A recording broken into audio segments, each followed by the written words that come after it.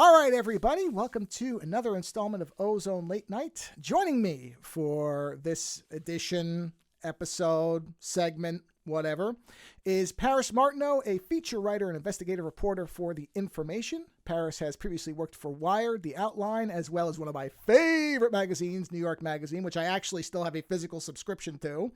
I know, because I'm old, that's why, and I like to read physical things. You can also see and hear Paris every week as part of This Week in Google over on the twit.tv network. Also, the first guest I've ever had who got a company shut down, and I'm pretty sure, at least intentionally.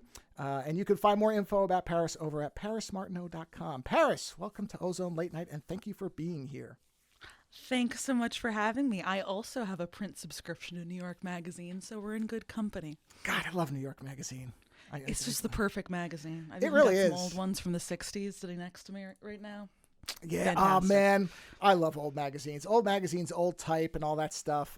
Old ads. I have a couple of I don't remember who makes the books, but they're ads of the whatever decades, and I love all that stuff. I just like to see how everything has changed within, because I'm older, so I remember physical media and all that stuff. They have a name for my not besides the Generation X thing, but there's something else for people who grew up without persistent internet. There's some kind of not digital natives, I guess, is like my sister who's 8 years younger. Like the, I guess like adaptation to the digital world. Something like that, where I can actually have my cell phone away from me and not start to feverishly twitch for, an hour. Yeah, I was thinking about it the other day. I was like, I can't remember the last time I was away from a phone or computer for longer than an hour or two. Well, it's probably not great.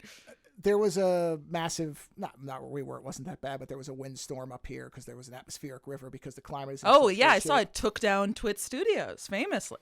Yeah, and so we were without internet for 24 hours, and I thought, I don't really care. I'm fine. It doesn't really matter to me. It was okay. I read and I drew stuff, and I thought, I don't know if my sister could hold up this well because. Wait, so fully without internet and, did you have cell service?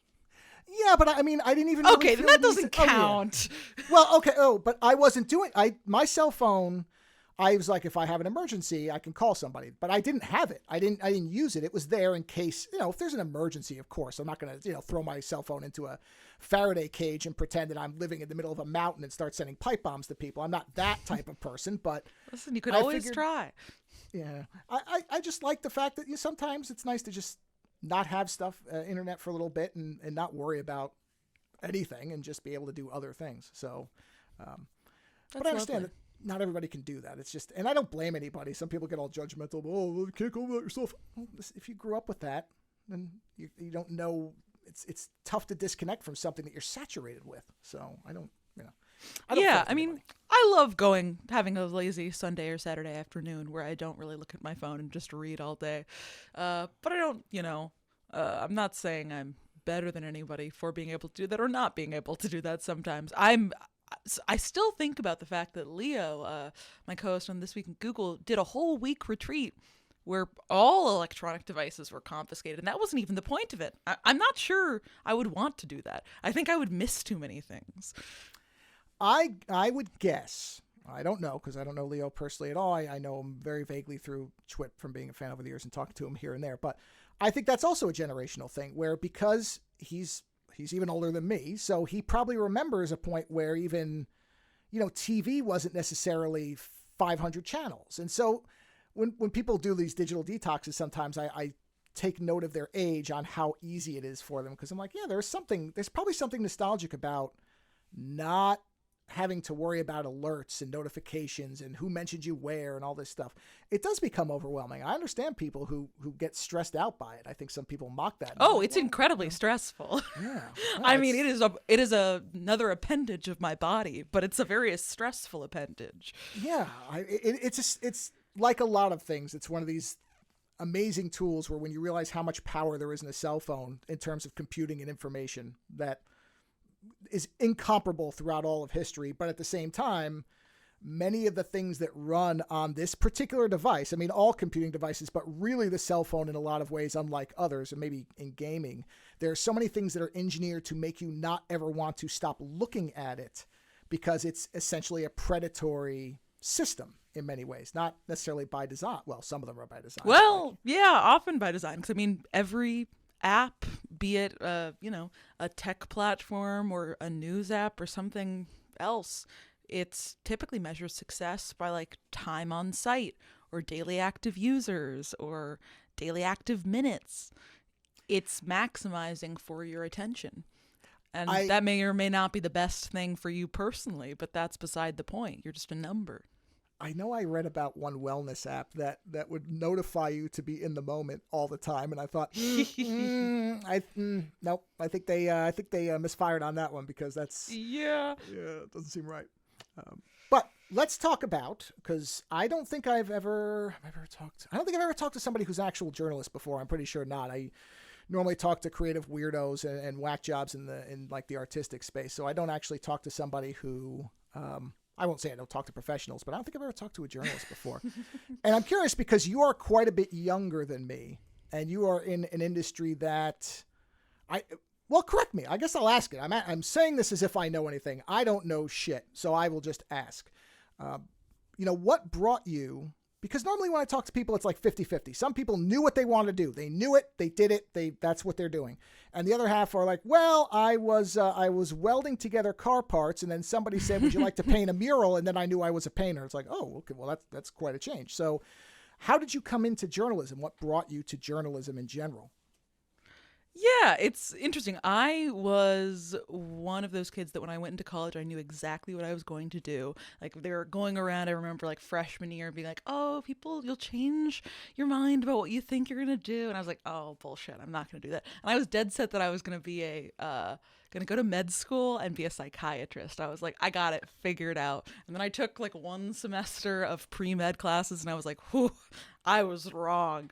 Not the move for me. But I'd always liked writing. And I remember at the time when I was thinking about what interested me about psychiatry, the medical field, I was thinking about like writing scientific journals and things like that. And I remember I went to school at NYU and I was like coming up the steps of the subway one time, and a friend I like known since I was a child turned to me and was like, totally apropos of nothing, she was like, Paris, I always kind of thought you'd be a journalist. And it was like the clouds opened up and the birds started singing and sunlight fell down on me, and I realized like I think that is kind of what I want to do. But even at the time I was like, this is a terrible field to work in, especially for a young, know-nothing at the time teenager.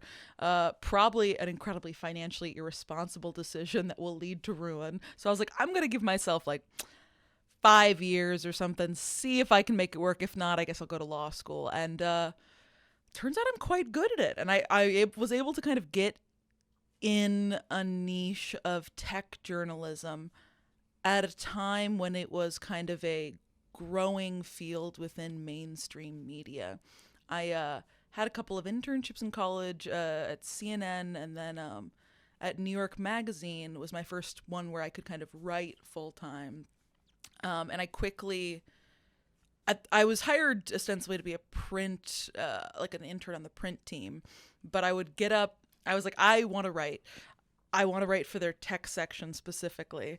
So I'd get up earlier in the morning, do all of my print transcriptions, and then spend every single day from 8 a.m. to 6 p.m. pitching the tech editor, blogs and different feature ideas. And we ended up becoming kind of fast friends, and he'd hired me to work in like a freelance capacity for a bit after that.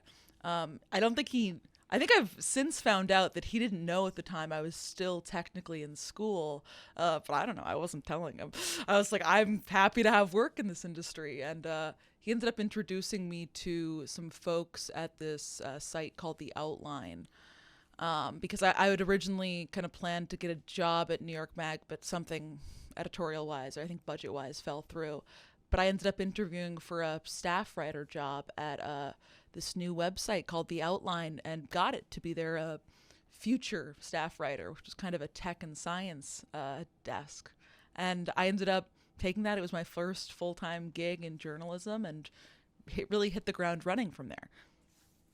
So, and this is interesting too, because when you came into it, was that basically like the what do you call it? Like the golden rise of tech, where everything was, oh yeah, the tech's going to rule the world and blah, blah, blah. Or was it already sort of, at what point was right as it was starting to, I think we'd had kind of the period of tech's going to rule the world.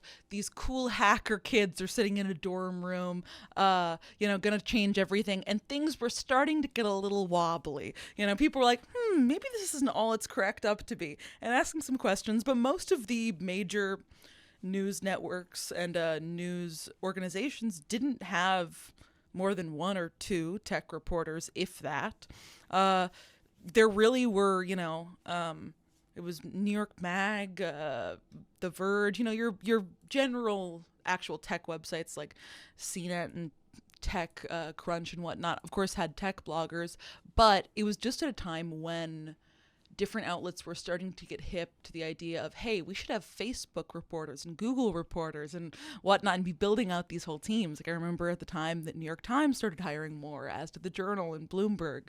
And I ended up being kind of in the right place at the right time with the outline, which was, at the time it ended up being a short-lived experiment in digital media, but it was helmed by Joshua Topolsky, formerly of The Verge and This Is My Next and other stuff like that. So it had the attention of a lot of people in tech media. So I've been unlucky enough to experience 2 layoffs already so far in my short media career. And the outline was my first. They laid off all their staff writers.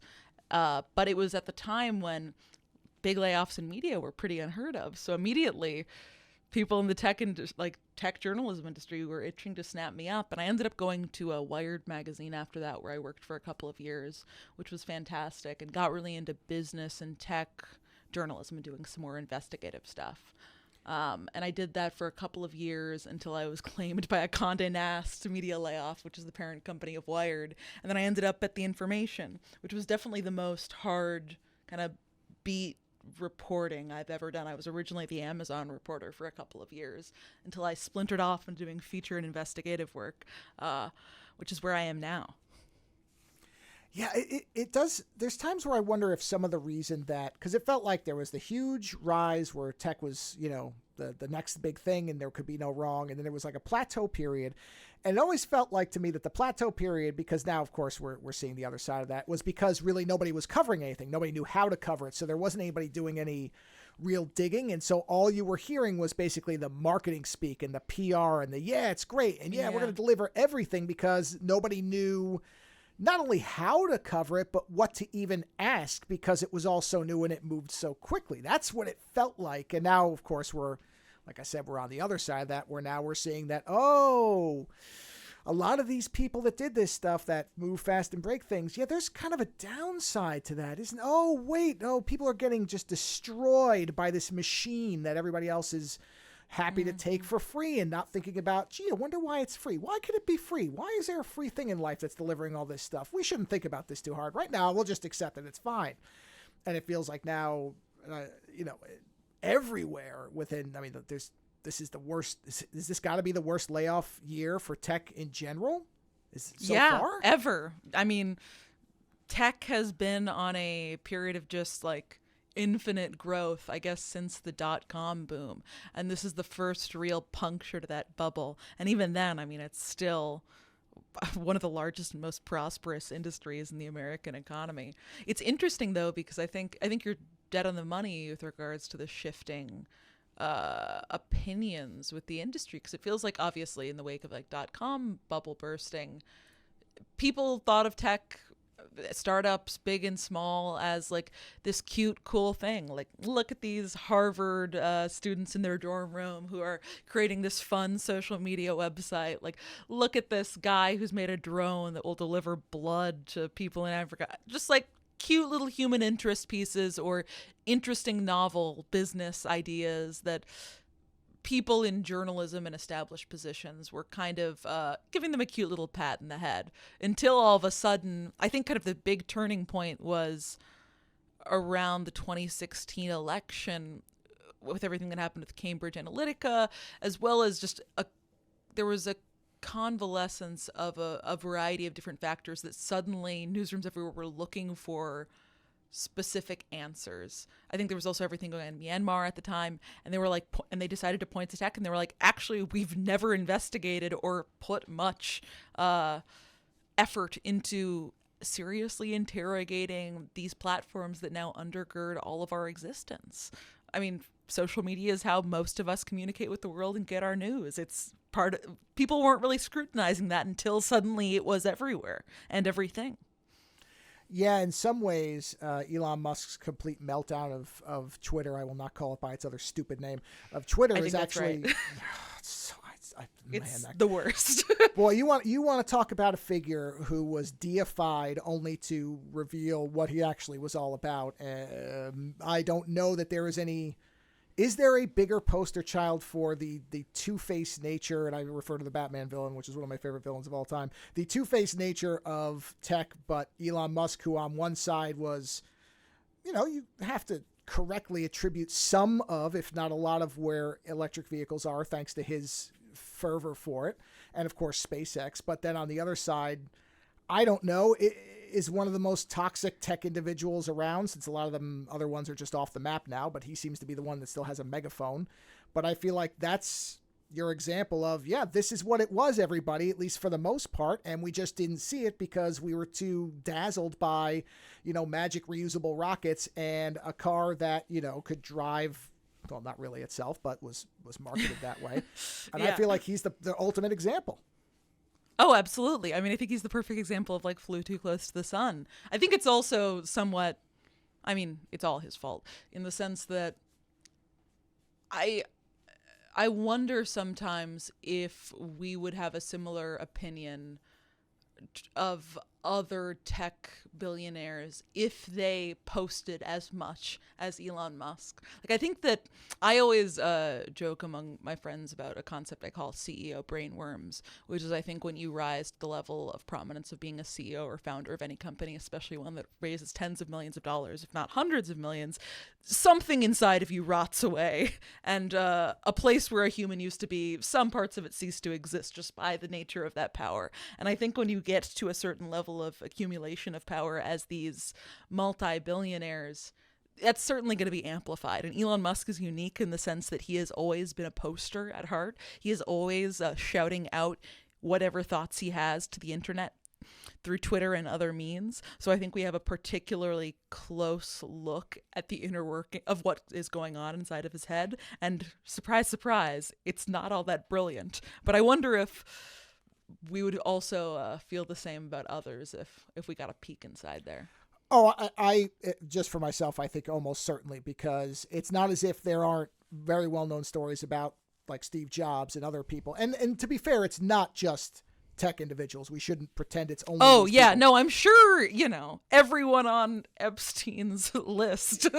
Well, this is the thing is I've talked with people about this to some extent where, because before this, it was really sports celebrities were the ones that were known for this stuff, where they would have these flip outs and you're like, what reality are they living in? And one of the things I would say is, well, these are people who have been around a lot of money and a lot of influence and nobody to tell them otherwise in many cases for a long time. And that's going to do something to you. It's not to absolve them of their bad behavior, because in most cases they had parents who I'm sure taught them right from wrong, at least in most cases. But if you, to use the most superficial example possible to as something of pop culture, George Lucas made 3 films when nobody would say no to any of his bad ideas, and people wondered why they were miserable to get through. I'm sorry, 90s kids who are trying to reform the prequels. It ain't happening. It ain't happening. They suck. The scream of 1,000 nerds is heard in the distance. These fucking people sometimes, I'm like, I'm sorry, they're shit movies. They're just garbage. The dialogue is not something that 4-year-olds would say to each other, but that, when you see the behind the scenes, nobody's saying no to anything, because they were like, well, this is a huge IP with a lot of money, and everybody wants to see Star Wars come back. And so anything that George Lucas says, we're going to do.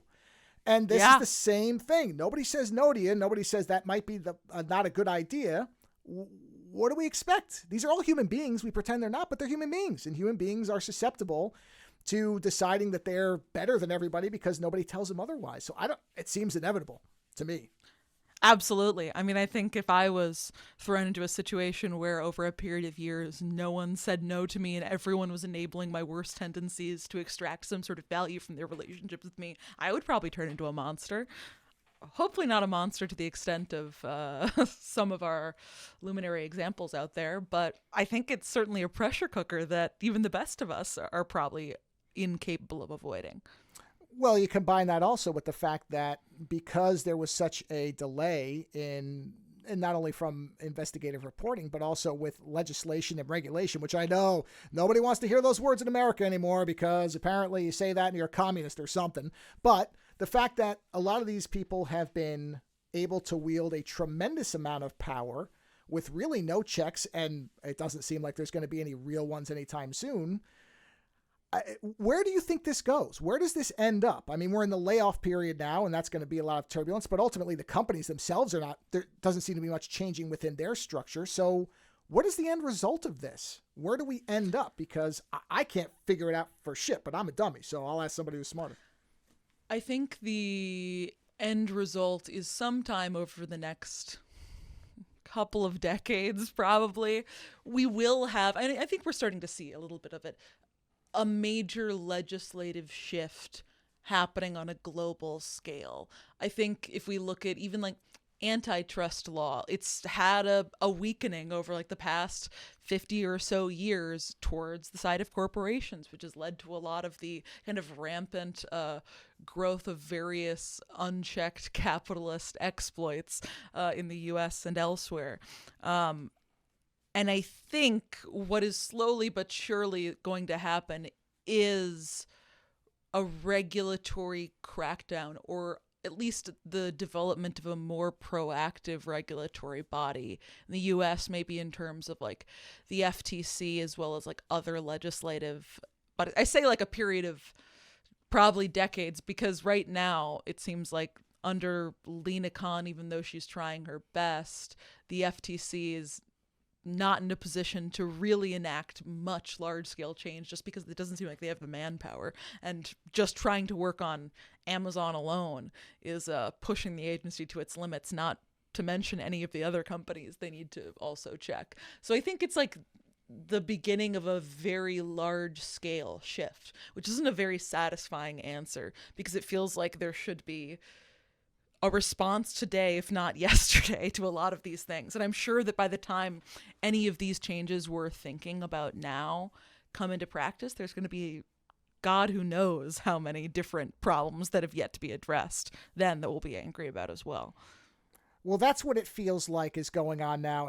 I'm so sick of talking about this, just like everybody else, but you almost can't escape it anymore. It's like a vortex, a subject vortex, which is AI or machine generated. Whatever. I don't even like AI. Oh, you're telling me every Wednesday night I'm in Leo Laporte's AI hole. Bad I feel for you when I look.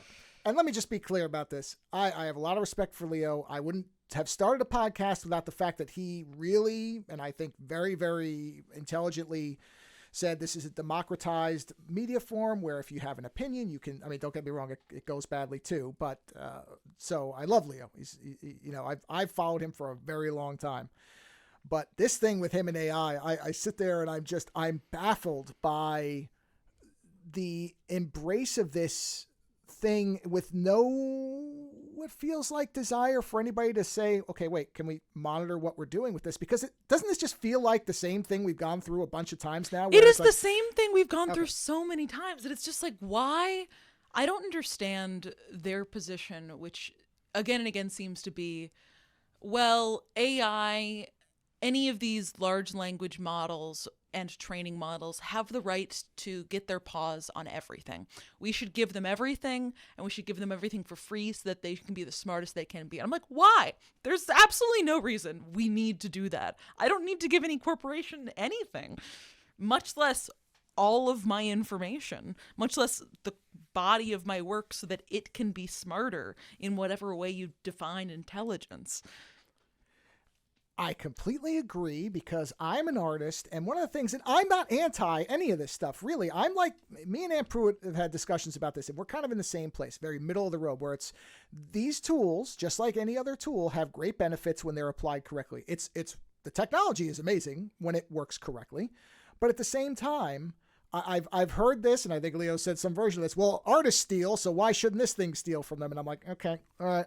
Well, artists are people that exist in the world rather than a privatized training model owned by a corporation that is used for profit. I think is my official rebuttal to Leo on that. But there are also mechanisms for actual theft. If I start selling a video game with Mickey Mouse and I say Disney's Mickey Mouse in my game, I am pretty sure a lawyer is going to find me at some point. So it's, that's the other end of it is the wholesale vacuuming of creative input should at least be something that people have an option, because there's plenty of people who love it and they'll pour everything they ever made into it. Great, go for it. You're free to do that. I'm not telling anybody they shouldn't have the ability to do that. But this we don't have any roadblocks for any of this stuff, when it's almost where you don't think about the consequences of what this stuff could do in turn. Because I read something where they said that it helps cancer diagnosis, where it's massively helping and speeding up and identifying things that doctors might miss. Nobody's arguing against that. That's the stuff where I'm sure every doctor and patients will say, put all my info in there. If this will help me treat this, please. Who cares? Yeah, throw it in there. There's no downside. It gets more photos of cancer and not cancer. Cool. Yes, there's of course benefit, but this is like, AI is a hammer. You can kill somebody with it. You can build a house. It doesn't mean you should let a 4-year-old run around kindergarten swinging a hammer all day just because, hey, it's a hammer. Well, it's a tool. What are you going to do? Do you use AI at all in your day-to-day life? Honestly, I've because most of what I do is Photoshop, as you know. And so... Oh, do I know? Yeah. For people who don't know, I create a bunch of stupid stickers in Discord when I'm watching This Week in Google Live, usually, just to annoy everybody. And so... They're delightful. That's one word for them. But in Photoshop, there's a tool in there called Firefly, which is a machine generative image creator. And I've used it a few times when there was one where I was trying to figure out... because there's certain things where photo reference is not readily available. I cannot find many photos of like an ogre with a rubber chicken through its eye if I want to draw that as a joke image, right? That's something I'm going to have created. So I've tried those, but honestly, and I like Firefly because Adobe seems to be trying to do this as ethically as possible. And people will say, oh, it has to be 100 or nothing. Nothing's 100 or nothing. Give up on that. You're living in an ideal fantasy world. It's gone. But they seem to try to make it where the art that's in there and the stuff that's being generated is based on people opting in, or at least, granting some kind of access, which I think is as good as you can do. It's an effort anyway. Yeah. And the stuff it generates is 85% shit. It's not good. It's not usable. I think most of those, maybe I just haven't used enough good ones. I'm sure there are good ones out there, but whenever I use a art generation tool, maybe I'm just bad at prompts, but it fucking sucks. I somehow always have a prompt that is too complicated for it, and I'm like, all right, I gotta go slap some stuff together in Photoshop now. Well, this is I hear a lot of people respond, oh, you're just not doing it right. You just have to keep refining your prompts. And it's like, okay, I can spend 5 hours to refine all these prompts, or I can get just a basic thing and I can draw the rest myself in an hour. So what is the accomplishing? It's not accomplishing anything for me. And I feel like, because there's a lot of people say, well, the thing that you're being discriminatory because there are people who this allows them to create. Now, look, I want everybody to be able to express themselves. Believe me, I'm the first one to say, draw stuff, make music, whatever. Don't worry if it's good or bad. It's good for you, for your mind and your body and your outlook on life. You should be creative. I think it's one of the great, it's a hippy dippy thing I say all the time. I love it. But at the same time, this is not that type of thing. Yes, if you put in a prompt saying, make me a cat with a birthday hat on it, it will do that. But that's not really you creating. That's not the same thing. It's like a shortcut. And it doesn't really allow you to develop a personal style and a voice and to really, at least in my opinion, really enjoy what creation is. And my co-host, who's a writer, he tried it. He gave it samples of his writing and then told it to write some stories. And he said, it crafted something functional, but you could tell that there's no soul to it. And he read excerpts on, I think, a couple of shows back. He actually read it out.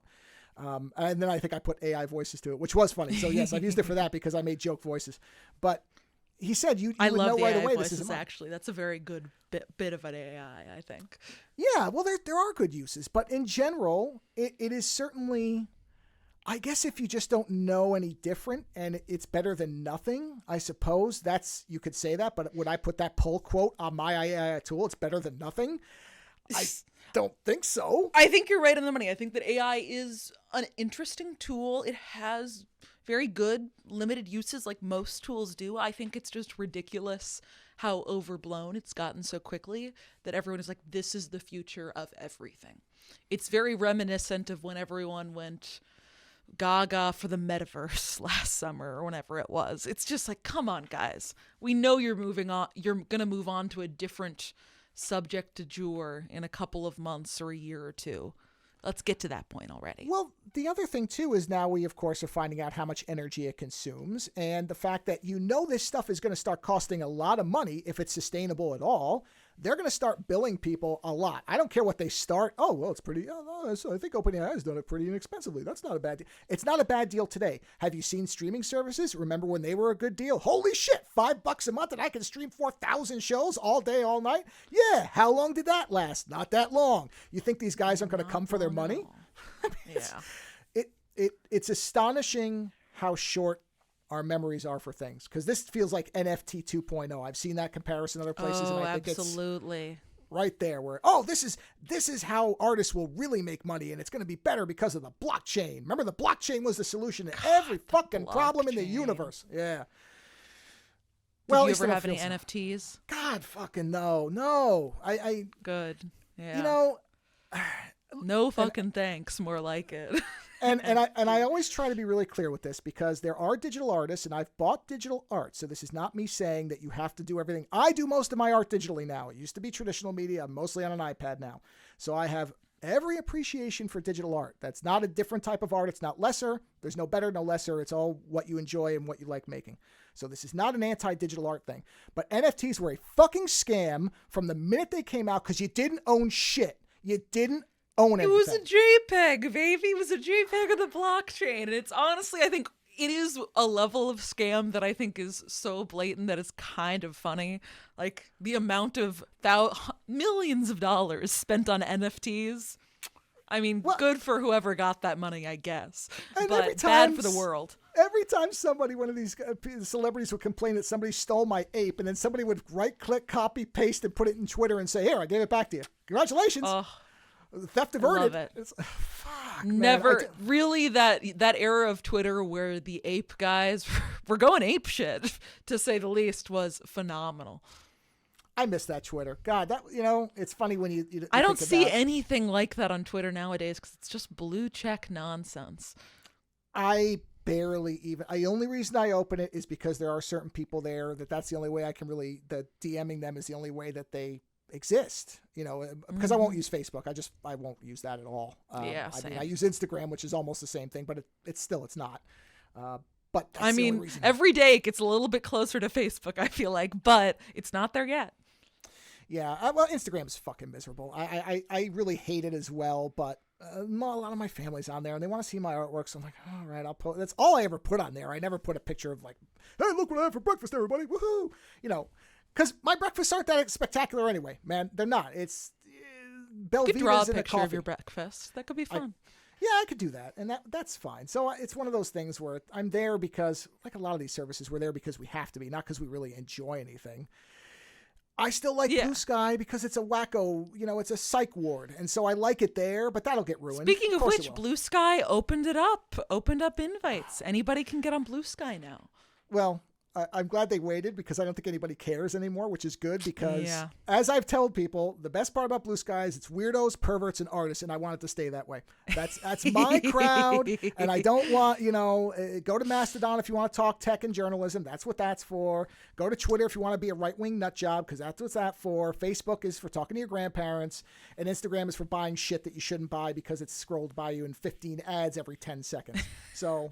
You should reach out to Blue Sky, pitch them that as their tagline: weirdos, perverts, and nut jobs. It is not an exaggeration that is the line I use to sell it everywhere. And it actually has worked. People have been like, really? I mean, I remember week me and every other tech journalist joined Blue Sky, the posting energy was a level of feral that I feel like I have not seen since like the early days of weird Twitter. It was phenomenal. Yeah, and now it's kind of settled into a nice sort of background hum, which I know.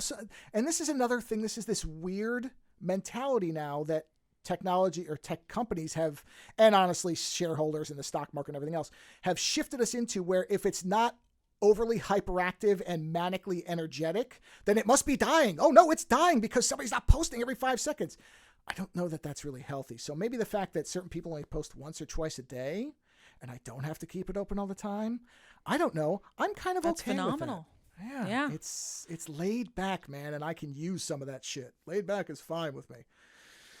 Which I know is weird to hear a New Yorker say, but I'm kind of okay with laid back. Listen, you're a New Yorker in California. Of course you're going to be pro laid back.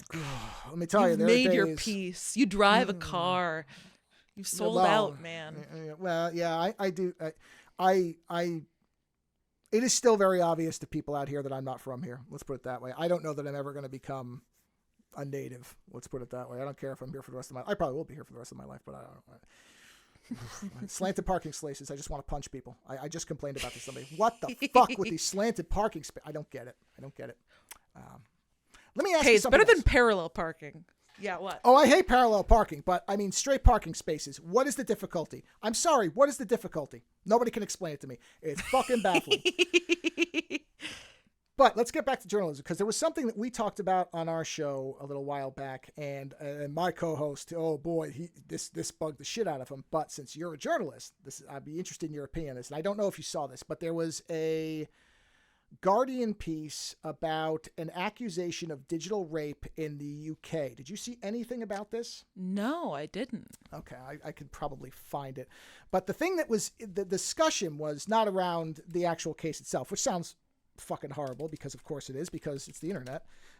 But there was the thing that we were talking about, my co-hosts, where is this? Oh, okay, wait. I'm looking at it. A girl was allegedly raped in the metaverse. Is this the beginning of a dark new future? That's it. So the thing that's interesting, and I know you can't read the whole article while we're on here. I mean, you could, because I'll just go on and bore you to death. But the interesting thing about that, and this is to how journalism works, and I'm curious on how you struggle with this, is we got into, because he was very upset about the use of the word rape, because he said, well, rape is defined a very specific way. This is not something I think can occur digitally. And I said, well, wait a minute, let me look up what the definition is and how the UK defines it, because maybe their definition is different, or maybe the legality of it is different. And what we determined is, what it feels like the real problem is they use the word rape, but they also use the phrase sexual assault, which are often interchangeable, apparently, or used interchangeably, even though legally, at least in the United States, they're defined very differently. And I said, well, I think my problem with this article is not necessarily that it's incorrect, but because there's no real definition of the terms that are being used, it can be misleading. So it may be maliciously clickbaity written, or it just could be that this is not a very good way to use terms like this. Because that feels like, to me, the real problem is they're using interchangeable terms, or the writer is using interchangeable terms that can be confusing. And I imagine you have to be very careful about that stuff, where you have to be like, okay, I got to make sure I'm using, because absolutely. I think my immediate thought here looking at this is, I think that what is unique about this article that is causing this issue is that this is an opinion piece by a regular columnist, Nancy Jo Sells, who, based on looking at her byline, seems to write like once a month about the topic of relationships or sex-related issues and the internet. So as an opinion piece by a guest columnist, probably the bar for correct quote unquote language is a lot lower, because a lot of major news organizations kind of let their opinion columnists have free reign, because, I mean, as we see with the New York Times often, kind of the job of an opinion columnist is to get people fired up in some way, either positively or negatively. So I think possibly because the subject of this article is kind of about, is this really rape, is one of the questions in it. And is it correct to call something uncomfortable that happens to a child in an online world, rape, or by what name should we refer to it, is part of the question. I think that's why they probably use that language. Well, see, and this just proves that I'm a fool because I didn't even realize it was an opinion piece. I was so fixated on the terminology, I didn't even see that it was an opinion piece. I looked at it and I went, "Oh, okay. Well, let me see." And I mean, I think that's part of the thing is like, I don't think most people notice those sort of things, and I think that's kind of part of how opinion pieces work in major media publications. Is, you know, opinion is up there, but it's tiny in the top left corner, and it's not really said again. Partially because for most readers that isn't necessary. It's just what the content of the article is. But I know that I guess The Information has some opinion columnists, but not many anymore. But for a lot of my friends who work in larger publications with a big opinion desk like the Wall Street Journal or the Times, this difference between news and opinion, and often the lack of distinction for the average reader, is a big deal because it causes people to have like a what the hell? Like, why is The Guardian posting this article conflating a girl getting surrounded in the metaverse with gang rape? Well, yeah, because he was all fired up about it because he gets very hung up on language and stuff like that. And I was like, all right, let me take a minute and let me just see what we're talking about here. But I completely missed the opinion piece part. So I was my kind of take from it was, yeah, I don't think this is a great use of these terms, but you're right. If it's an opinion piece and if the point was to generate anger, well, then mission fucking accomplished because he was hot right off the bat for that one. And I was like, okay, all right. I mean, we talked about it for a good, I want to say an hour because we were kind of, you know, going back and forth and different stuff. And I was saying that my problem is that, you know, I feel like there is that often, I don't care that language changes. I mean, I don't necessarily like, you know, how words get abbreviated, but guess what? My parents didn't like shit I said when I was younger. So that's the nature of being older and being younger. So that's fine. My problem has been, and I think this is kind of tangential, if not directly related to the whole mixing opinion and news thing, is there's less of a effort a lot of times to say, okay, this is what these terms mean. So you throw a term out and just assume or don't care, which is the bigger problem, that people understand what it means, even if it can have a very different meaning. And you can apply this to anything. It doesn't have to necessarily be just this type of article, but it could be anything where if there's not a common, maybe a media vocabulary, and that goes into kind of the way that people aren't really raised to look at media and understand what's like. I didn't see it was an opinion piece. Now, although I can detect in 2 seconds when an article on a website is actually an ad where that little sponsored by thing is there, like I spot that shit immediately, but this went right by me. Even though I try to, I used to say critically think about things, but that term seems to be being co-opted now by eventually everything is fucking ruined. So it's like critical thinking is a neutral term, and yet just like free speech absolutionist, it becomes okay, this is an excuse to just spew hate at people and be like, hey, I'm just kidding, I'm just critically thinking here. Oh god. Yeah. So yeah, that's fascinating because that's a real-time example. No, I do think that your qualm about language though is a fair one, and I think that it's something that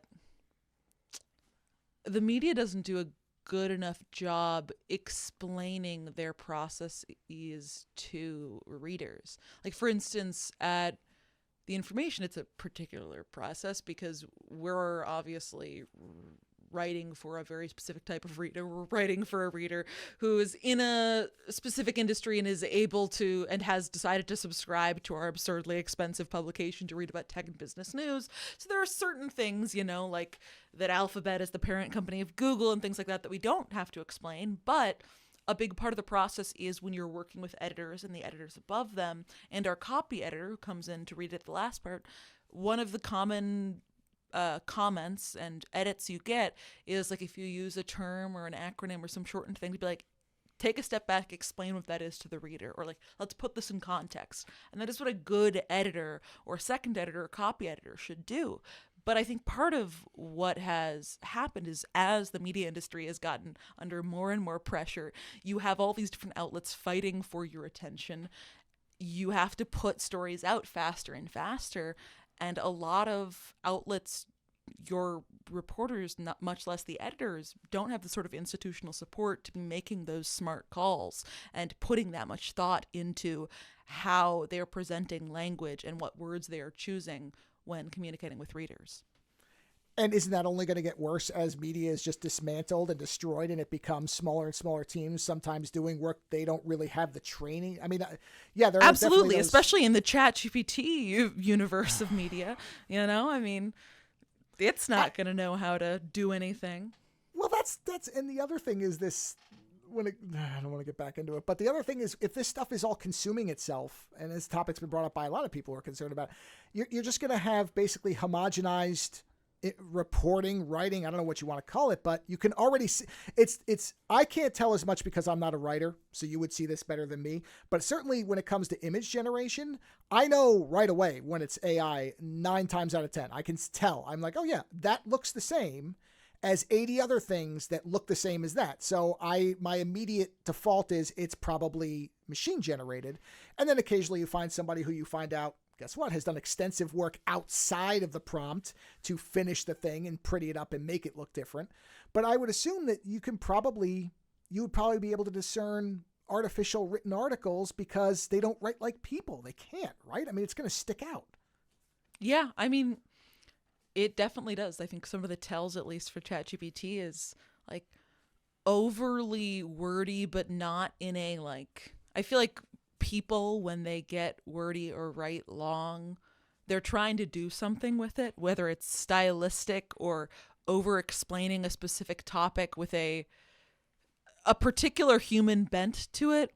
ChatGPT and these other large language models have a very armchair perspective, but yet they also over explain the simplest concepts because obviously they don't know anything. They're simply basing their writing off of just a corpus of work that they've seen before, and they have no idea whether or not it makes sense to over explain what Facebook is versus what a neural network is. It's going to be raining today, so make sure you take your umbrella. An umbrella being a hand-operated device that will shield you from the rain, which is water that comes down from the sky and attempts to make exactly. you really wet. Yeah, cool. It's like, strange. Wow. Okay. So you explained umbrella to me. Well, that's something that a normal person would need explained in such interesting detail. Okay, got it. Mm-hmm. Well, you know what? Let's. I think this is a good place to wind up this particular segment. So we'll bring this part to a close, and then we're going to get into the fun stuff. So I have noticed that you're a bit of a skee-ball fan. You're part of a skee-ball team. Is that correct? I am part of a skee-ball team. It's called the Bourgeois Ski. Right now it's the off-season, but we play a recreational league every fall with Volo Sports, which is kind of like a sports app here in the New York City area, where we meet at a bar and ski off against other teams in the New York area, and it's fantastic. I love it. I love skee-ball and pinball are probably my two favorite things, and they're very, very, very analog, which is, I guess sort of an irony for somebody who loves tech and somebody who reports on tech, that these are extraordinarily analog things where the most digital part of most skee-ball machines is going to be the score display, honestly. But absolutely. I mean, there's I don't know. How would you explain skee-ball? Skee-ball is, I've always sort of said it's like miniature bowling with a vertical element. I mean, I don't know how else you can really put it. Yeah, I guess that is correct. You got to throw your little ball up a inclined ramp into a series of concentric circles that are assigned various point totals. And there's also 2 very small holes towards the top that are 100 points each that you can try to hit if you're extremely good at skee-ball. Yeah, and skee-ball is always the same, right? Because I've never seen a variation on that. It's usually, 3 or 4 center circles and then the 2 hard ones in the upper corners. That's all I've ever seen. Yup. There's, your 20, 30, 40, 50, and then your 2 100s. And if you miss the 20, which is the biggest one, it goes to just being 10 points. There's something that's very difficult for anybody who's never played skee-ball, because I assume it's everywhere, but it probably isn't, because that's a dumbass assumption. As an American, I make those all the time. But there's got to be skee-ball abroad. If there isn't, we've got a great business idea, Joe.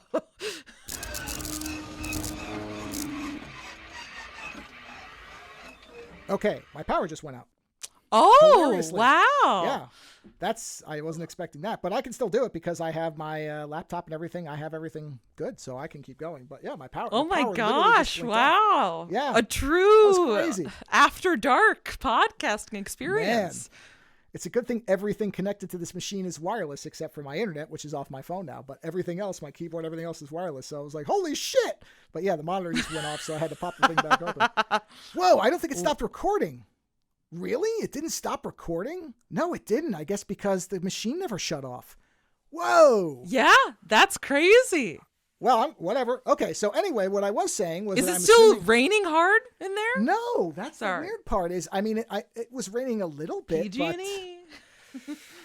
Anyway, let's not get back into doom and gloom. So what I was explaining is that one of the great parts about skee-ball is for me anyway, I'm curious for you, is there's nothing like hearing when you put the quarter in or whatever it is and you hear the balls come down and rack. There's something so satisfying. It's great, like isn't it? chunk, chunk, chunk. It's a visceral feeling. Anything could happen with those balls. You're like, I don't know what's coming, but it's going to be glorious. A second favorite skee-ball experience is I've been playing skee-ball with the Bourgeois Ski for like 3 years. I think the team has been going on for 5. We're a famously bad skee-ball team. You'd assume after this, I mean, we play maybe like 7 or 8 games total each year. So it's not like we're getting that much practice in.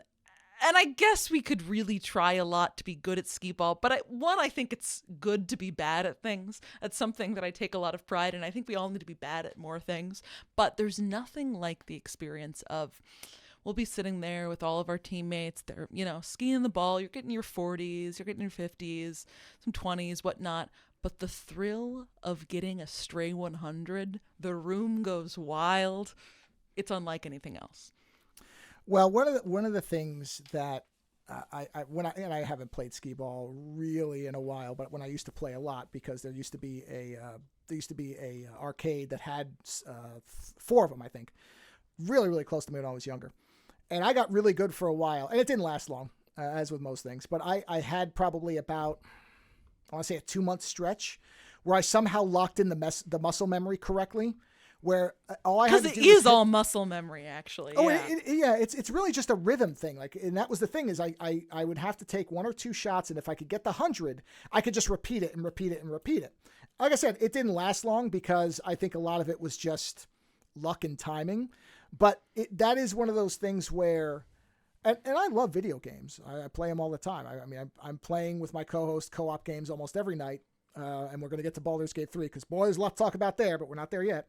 And but there is something like that, and that's why I think I'm so drawn to pinball and skee-ball, is because there is such a specific physical nature to it, and it's not like with video games. You can start to, whether it's through cheat codes or just figuring out some of the mechanics of the game, you can sort of figure out the mechanics and a way to play where you're almost always doing well. But you can't really do that with skee-ball. You can't do that with pinball because there is this outside analog physical component where it's random. I mean, it's just if you hit, it could be something where the day before you played skee-ball and then the next day somebody threw the ball and dented the lane and then you're hitting it when you're trying to, I don't know if they call it bowling. What is the term for when you throw the skee-ball? Is it just skiing? What is that term? I guess I call it skiing the ball. Okay. Well, whatever it is that happens when you release it, it can that imperfection could skewer the whole thing that you had it down the day before. And I love that element of it, the little randomization of it. Yeah, it's just you, the skee-ball, and your little track, and God knows what could happen between the 3 of you. And now was that because you were from Florida? Do I remember that correctly? Yeah, I grew up in Florida. I hadn't played skee-ball, honestly, until I came here to New York. I mean, I'm sure I'd played skee-ball. I'm sure I've played skee-ball once or twice, but not a lot. That's what I was playing skee-ball. Yeah. Okay. This was just something I had known. Other people in the media industry had this team, a famously losing skee-ball team, for a year or 2, and I saw one time they were looking for recruits, and I was like, "Listen, I'm in, baby. Put me in, coach," and I've been doing it ever since.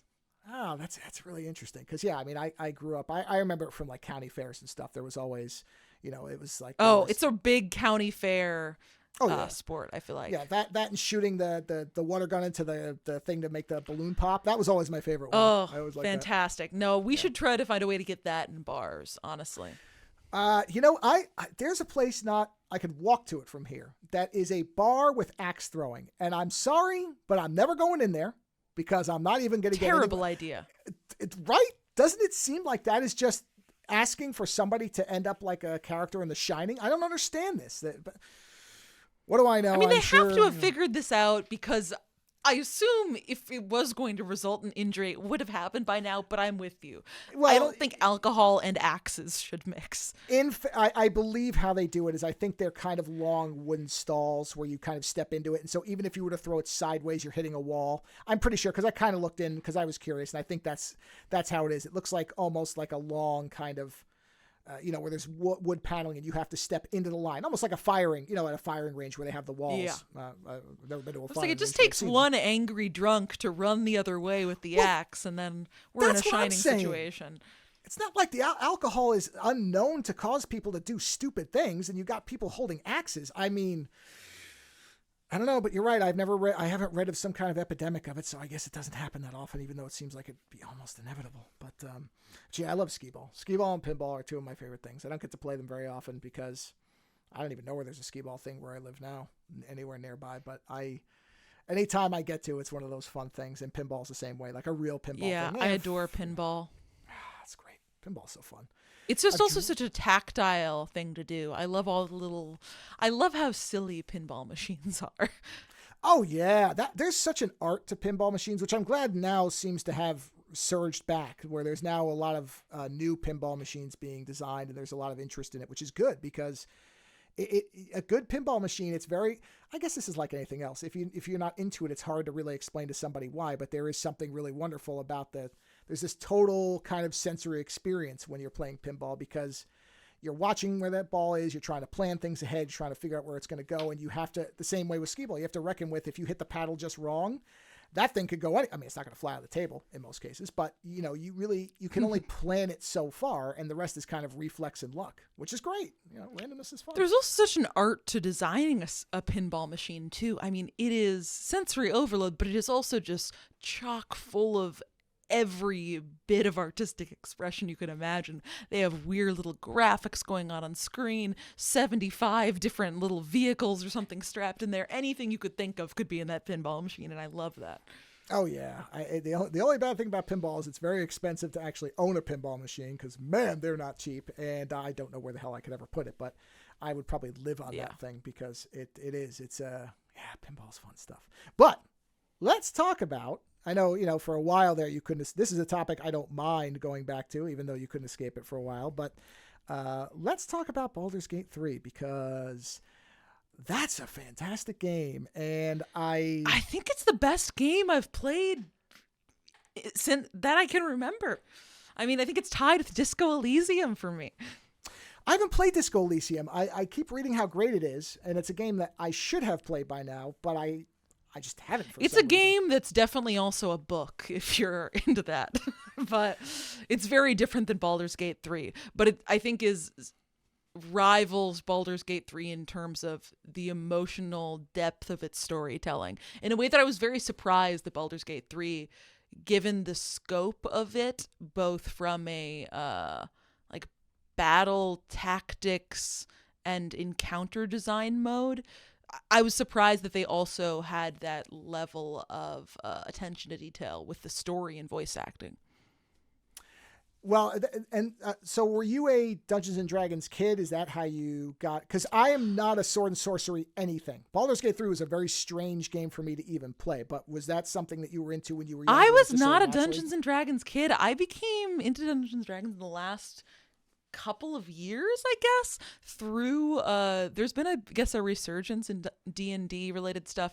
I specifically found out through former College Humor cast members, people in like the improv community have started doing a lot of actual play D&D, like using D&D as a medium for like long form improvised narrative storytelling. For instance, I really like the podcast Not Another D&D Podcast, as well as a show called Dimension 20 on this network called Dropout I've talked about on This Week in Google quite a bit. But kind of through there, I've learned about D&D and have since played it a lot. I feel like here in Brooklyn, people are very into Dungeons & Dragons recreationally. Well, I mean, it does make it. One of the reasons I never got into it was that I'm not any type of writer, and there was, because people were oh, you should create a campaign because I could draw. And I'm like, well, it's not the same thing. I mean, I could draw you very a dragon, different, in fact. Yeah, I can't tell you a backstory as to why the dragon wants, to conquer the 3 kingdoms, and for some reason has to burn up the night guard. I can't do any of that stuff, but it somehow just sort of missed me. And Baldur's Gate, I haven't played any of the previous games. I'd heard the name, but the only reason I even played it was because I'm more of a sci-fi, like the hard sci-fi type of stuff. That's more of my interest.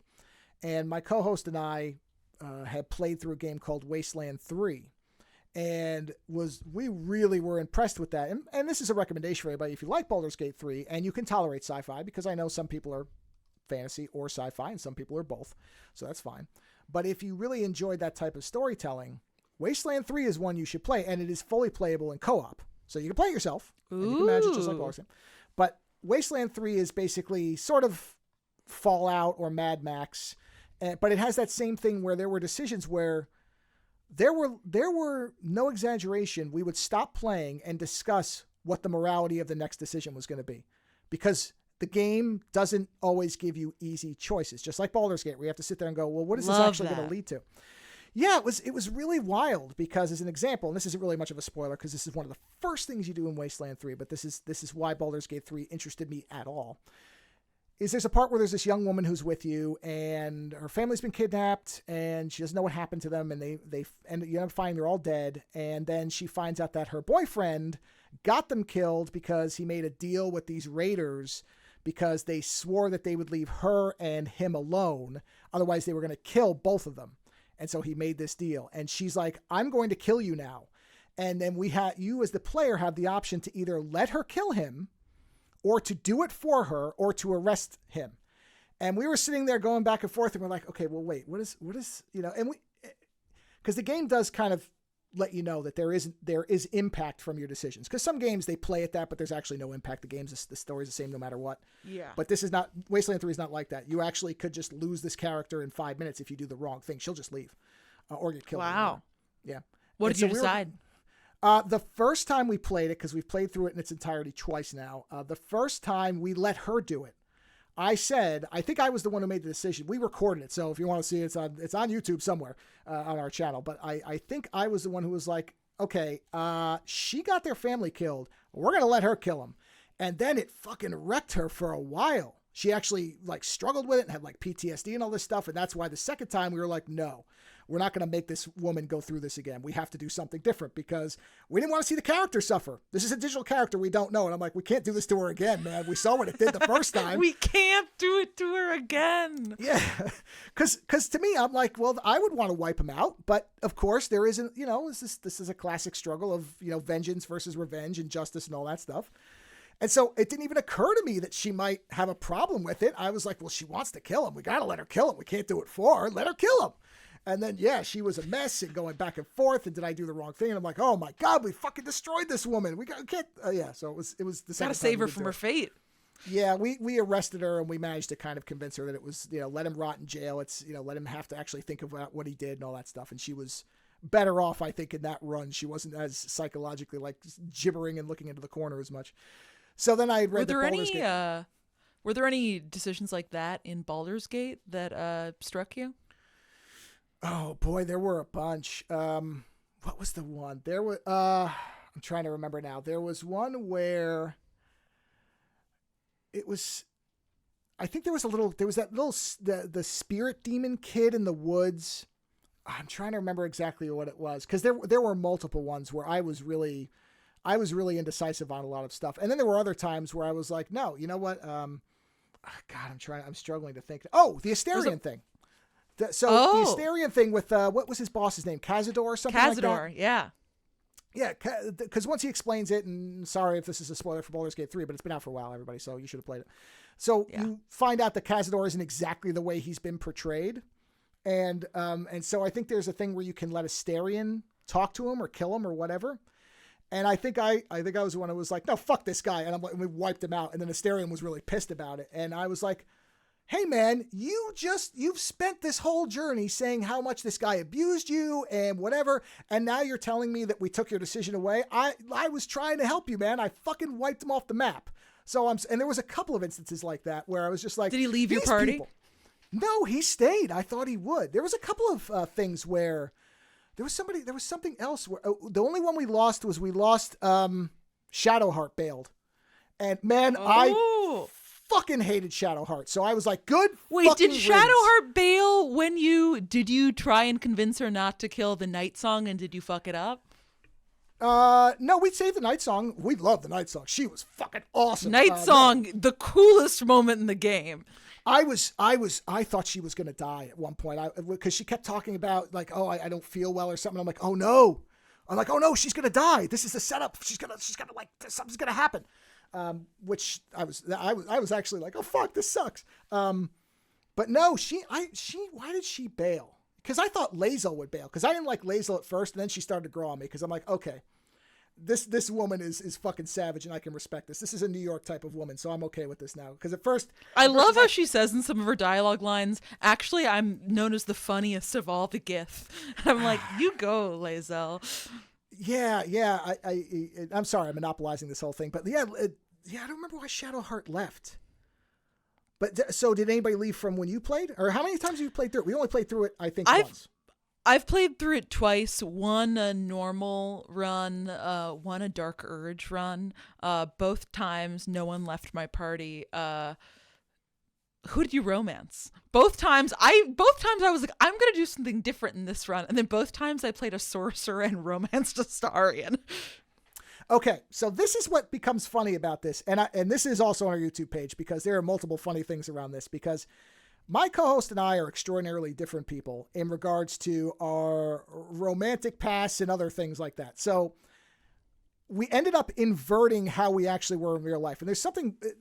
He always likes to play as a woman because, in his words, he'd rather look at a digital woman's behind than his own. And I understand that. That's fine.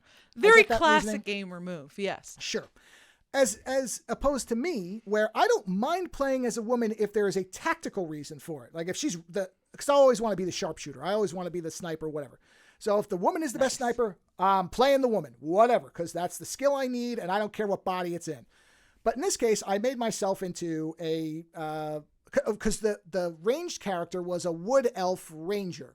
So even that was based on, okay, what stats on what character are best for me to do from range? Because I'm not a tank. So I'm like, okay, so wood elf, fine. So I'm going to look like Elrond, or what was Orlando Bloom's character's name? What was that character's name? Legolas. Oh, I was going to be Legolas. Legolas, yeah. So I'm like, all right, fine. I look like Legolas, whatever. I don't care. It doesn't look anything like me, but at least I have, a really great hairline and I've got beautiful skin. So whatever, fine, great. So with the romance stuff, for some reason, I ended up being the gay polyamorous sex lord. And you got a Halcyon and who else? Gale? Well, it never ended up. Okay, so where I ended up was with Will. Once I realized Will was a warlock, I was like, oh no, I'm team Will. I fucking forgot Will even existed. I'm sorry, Will. So, but this is what was funny about it. And meanwhile, my co-host, he fell in love with Karlach, and he was like, nope, dedicated, monogamous lesbian thing with Karlach, and we're sticking with it. And I'm like, good, go for it. And never even really veered off of that. And I was like, I will sleep with anybody, anywhere, as long as they treat me well. I don't care. What's the difference? I'm a wood elf. Why not? Fuck it. You're a wood elf. You're Legolas. Right.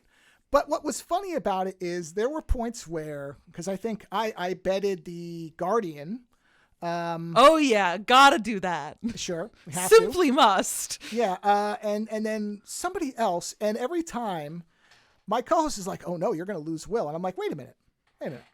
Will and I have not had a conversation where we have mentioned monogamy nor any type of commitment of any kind. Therefore, until he reacts badly, I don't know that he has any objection. He doesn't want to join in, but that's something different. Like, I got really nuanced as far as the psychology of it. I'm like, if he's not saying this bothers me or no, then I have no issue with it. And he never did. He stuck with me the whole time. So it worked out fine. It's interesting. There are certain characters, I've gone so deep into this. There are certain characters that do mind and certain that don't. Shadowheart, very open to any sort of poly thing.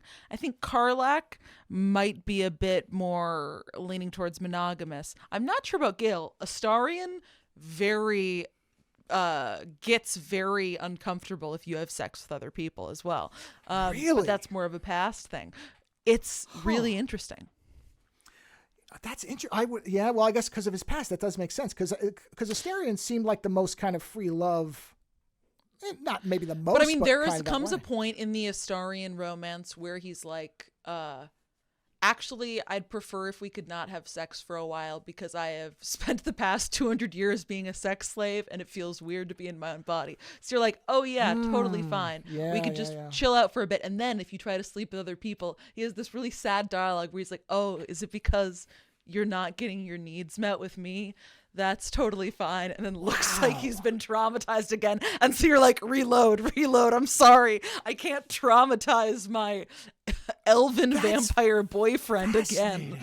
Yeah, see, I do want to get, because I know people rave about Astarion, and his voice performance was excellent. I mean, it was just phenomenal. It's also, I think, just one of the best written. I mean, if you ever do a second run, I would recommend doing a Dark Urge run and with Romancing Astarion because, one, both of those paths are well written, but two, the writers for Astarion, like the lead writer for Astarion's character, and the lead writer for the Dark Urge character path, briefly had to like switch roles or something, or the Dark Urge person had to do both for a bit. Really? So they have a lot more character interaction and a lot more like deep narrative intertwining than other roles in the game.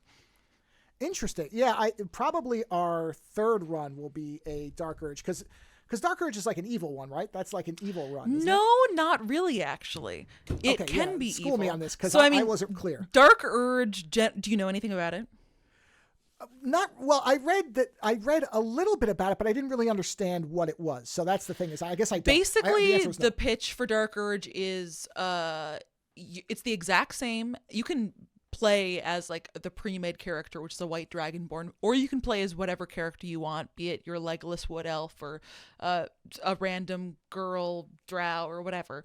But your background is that, you start off same beginning as any other character in Baldur's Gate 3, but you have like kind of weird thoughts whenever you see blood. You go to sleep that first night and all you can think of is like blood, death, blood. But you can't really remember why. You don't really remember anything from before you were on the ship. And so it's kind of a slow roll in the first like act or two of like, what's going on? Why do I have all these urges? You see, this happens in the first like 15 minutes of the game, so I don't think it's a spoiler, but the part where Gale's hand is sticking out of the portal and you're supposed to grab him and pull him out. Yeah. You get a dialogue option that's like, think about chopping his hand off or things like that. Really? All these kind of strange little things. And I'm not going to spoil where it takes you, but there are two kind of paths you can take from it, and it is either embrace the urge or resist the urge. And frankly, the more narratively interesting and satisfying one is resist the urge. But it's like a whole kind of subplot that goes along with the rest of the game and really ties in. It makes sense that you are the main character in Baldur's Gate 3 with everything that goes on with the Dark Urge background character. And so you are trying to kind of resist this urge and figure out what it is within the context of the broader story of Baldur's Gate 3. And it really ties in with everything. So it doesn't require you to be evil. It's just another aspect of choice consideration. Correct. Yeah. You can, a lot of people do it as an evil run, but I frankly think it ends up being a lot less satisfying. Well, see, and that's, I think, what I was reading, and I think that's why I defaulted to, you have to play evil. I think that's why I was thinking that, because a lot of people were kind of describing it in a, I get to play as the bad guy type of way. And I'm like, well, I don't know. I don't want to be a scumbag. There is exactly one evil thing that you have to do that you can't get out of in the Dark Urge run, but I think it's more of like scene setting, and it really makes you immediately feel the weight of what your urge is. I would recommend doing it, but don't look anything up about it because I had that spoiled for me. Okay, that's you bringing that up is interesting because my co-host and I had completely different outlooks on this because he's like, oh, I don't know, I got to look up what this decision means, and I'm like, I'm not looking up shit. I want to I make a decision. And I have to live with it. Otherwise, and he finally stopped doing that because I'm like, don't tell me. I'm like, I don't want to know. I don't care. The whole point of this is there's going to be decisions that bite you in the ass. If I know all the right decisions, why am I playing this? I want to understand whether I agree with what happened or not because, and this is a great example. I know we recorded this because he lost his mind and his wife was in the room when this happened. And my wife laughed at it, which is great. So there's a part very early on when you remember when you go to rescue Halcyon? He's trapped in that ogre fortress or whatever, or orc fortress. So there's a part where you come into the room and there's kids that are like poking him as the bear. Yeah. Right? And my co-host is like, because at that point I don't think we'd been detected. We'd stealthed into it and we got into that room. And my co-host knows my feelings on animals and mistreating animals and everything. And he's like, because he sees him poking the bear. And he's like, all right. Literally poking the bear. Literally poking the bear. Because Halcyon is a druid, for those who haven't played, who can metamorphose into different things. So the infamous bear sex scene, if you've seen that meme, that's where it comes from. But so his thought was, okay, I don't know. Because I think there was 2 regular guards in the room and then the 3 kids. I think it was 3 kids. And he's like, well, yes. All right, we have to plan this because can we kill the guards and knock the kids out? He was trying to figure out if we had enough leveled up enough at that point to be able to survive this battle. Because we'd gotten walloped a couple of times. I mean, we wiped multiple times early on because we've never played games with these types of systems. So I didn't know what the fuck I was doing, neither did he really. It's also, I think Baldur's Gate 3 is one of those games where, especially in Act 1, which this happens, you have a kind of artificial time crunch on you to where it seems like you can't take long rests where all of your spell slots and stuff restock, but you absolutely can. Right. And so and I had said, you have to be careful because you consume resources for a long rest. And so we can't, just blow everything on the first fight. And so he was calculating all this stuff about, okay, do we have enough? And my first comment was, well, the kids are going to be easy to kill, so we wipe them out first. And he has kids, and I don't. And he was like, holy shit, that's the darkest thing you've ever seen. He turns to my wife, he's like, you got to hear what Joe just said. And I'm like, fuck that, man. They're fucking with the bear. They're dead. We're going to wipe this room out, and I don't give a shit. And we did. We killed them all, and I didn't give a fuck. I'm like, this is the scenario. This is where my character is. I did the same thing first time. And then the second time I was like, okay, I'm going to try and knock the kids out. Knocked one of them out. And then one of my companions just runs over and fucking kills the kid immediately as soon as it's knocked out. It's like, all right. I'm sorry. I don't have a lot of time. I mean, obviously they had bad parents who didn't teach them that you shouldn't torture living beings. And so that's their problem, but whatever, done, sorry. And, but yeah, that was because you said decisions that you went back and forth on. That one was easy for me. The one thing is, did you trust the Guardian or were you suspicious all along? Because I never fucking trusted that guy. Never. I weirdly, from the get-go, was like, I feel like I trust him. Even though I was like, I know I shouldn't. I know he's going to fuck me somehow. But I was like, I trust him for some reason. And I feel like I'm perfectly in the middle between you and your co-host because I think my first time playing it through, I felt the compulsion to look up every single choice and like look up whether or not there are consequences for eating all the worms and whatnot. And I wish I didn't because looking back now, I'm like, that was a terrible idea. I just want to go in blind. And I did with my second run and things like that. But yeah, I don't know. Did you play it solo or did you play it with anybody else? Or was it just I played solo both times. Yeah, I trusted the Guardian. I honestly kind of hate the Orpheus. I think listen, I know objectively he's in the right. He was a prisoner in that prism for how many thousands of years, just had to watch this guy suck off his life force and magic. But I don't know. I kind of like the Emperor. He seemed nice, even though I know he isn't. He's just manipulated me effectively. The problem for me with him was he kept saying, hey, you want to transform? Hey, you want to transform? Eat the worms, transform. And I'm like, okay, this dude is coming on really strong. And I'm not. Absolutely. Especially the thing where he gives you the super worm and he's like, please embrace your power. And if you're like, no, and you fail the check, he's like, no, actually embrace your power and makes you eat it. Hate that. Yeah, and then when you basically, I think it's when you refuse. Sorry, we're spoiling. Whatever, I don't care. There's the point where there's a point where he finally turns his back on you, and I'm like, good. I wanted to fucking kill you for the last 5 hours anyway, so I'm glad you turned on me, and now I don't feel bad at all. And I'm like, fucking drop the hammer on this piece of shit. And then I was so happy when he turned. I was like, that's great, because I don't like this fucking guy, and I don't have to pretend anymore. And yeah, we slept together, but you know what? Everybody makes a mistake, so fuck you, and we're gonna kill you. And it was. That was probably one of the happiest moments in the game, is when that piece of shit turned on us, because I'm like, good, because I was right. And once in a while I can judge somebody correctly based on their actions. So yeah, Orpheus. And then you can just one-shot him when he's with the Elder Brain. What did you think of the Raphael fight? I think we talked about this a little bit in the Discord, but not really. That was probably the hardest and best fight in the whole thing, I would say. Absolutely. I think it's one of the best fights I've ever done in like a video game. It just felt so challenging. The music was incredible when he started singing. Absolute chills. It was just such a good dungeon too. Every room was so interesting. The room with Harlep, the succubus, phenomenal. Yeah, what was the name of the character that was trapped there? Is she Hope? Hope, that's it. I was going to say it's not Angel, but it's something kind of on the nose like that. That's right, it was Hope. Because I think you can choose not to help her, I think. But because my co-host was like, shit, man, we're in his like domain now. I don't know if we can get out, so maybe we shouldn't piss him off. And I'm like, we're not leaving her. I'm like, she's been stuck here. She's coming out one way or another. If she dies in the attempt, that's one thing, but I'm not going to just turn my back on this woman because it might piss this piece of shit off. I'm like, no, we're going to fucking war. We're in here. And that, like, that's where he like is trying to analyze sometimes he's analytical about stuff to a fault. And I'm like, no, like there's right and there's wrong. This woman has been trapped here for I don't even know, thousands of years, millennia, whatever it is. I'm like, she's asking us to get her out. Would you want somebody to turn their back on your daughter? I don't think so. We're getting her out. And if Raphael comes for us, then I guess that's the fucking way it's got to be. But that fight was, I think we wiped out on that fight 4 times before we really came up with a good strategy, because man, if you don't play that fight correctly. Oh my God. Yeah, no, I cheesed that fight a bit by looking it up in advance and just cast, I think, what was it? Vicious Mockery or one of those. This was before they had patched it to where it made his wisdom higher, but there was a time early on when I was playing it that I noticed, looking at his stats, that he had like really low wisdom. So I ended up using kind of a wisdom based spell that essentially like locked him in it's Tasha's Hideous Laughter, locked him in just laughing every time for his turn so that I could just wail on him with my party while we fended off the rest of his fiends. So did you play a pre-built or did you make a character?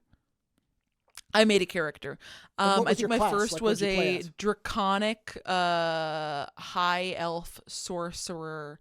Let's see. Yeah, it was kind of a fire-based build. I really just love meta magic, an area of effect spells, and then my kind of main party was Astarion as I had such a sick build for Astarion as a ranger appreciator. You'll probably appreciate this. It was a combination of assassin rogue, gloomstalker ranger, and a couple of levels of fighter, so that I could essentially do like 300 damage in like my opening round by being able to, because with the gloomstalker ranger you get an extra attack, which is what I was. I ran as a pure ranger, so yeah.